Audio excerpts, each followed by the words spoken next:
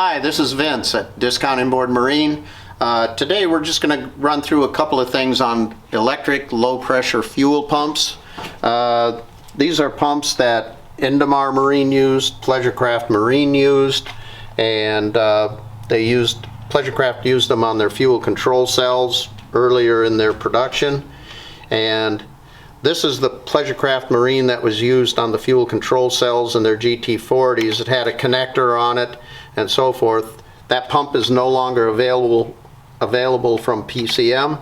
So now it's going to look something like this, where you just have two connectors, and the replacement pump looks like this. This is off an older 454 engine. Indmar uses the same pump. This is the replacement pump for the GT40s. It comes with these two little connectors that just push on these two little studs. So you will have to clip the harness off the PCM engines. The Indmar engines still use these, so all of that is the same. And just so you know, these have these little green stickers on them. They don't say anything about U.S. Coast Guard approval, but they're on there. I did check with Carter fuel pumps, and they call this a rotary vane pump. And that pump, all of their rotary vane pumps meet U.S. Coast Guard approval, and I got that right from Carter. So if you have any questions, you can Google Carter and get a hold of them, and they can straighten that out for you. The only other thing I was going to show you on this rotary vane pump, which is kind of interesting, we don't recommend that you take a pump apart, but if you do, you can see the pieces are already falling out of it.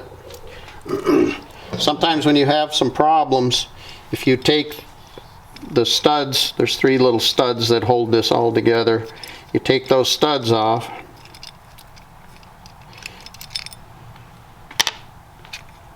and there's a piece in there. This is the gasket. You pull that gasket off.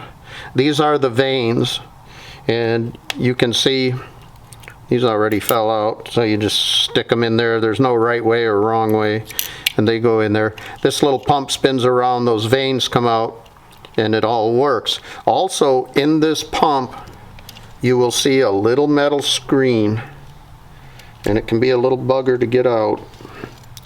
This screen will collect debris, clog the pump up, make it hard to get gas through the screen and to the pump. And just so you know, this is what the inside of the pump looks like. These are the vanes. If they fall out, don't worry about it too much. The hub can only go in one way, so you just put it back in, and there are little slots for the vanes. You just put the vanes back in. There's no right or wrong way to do that.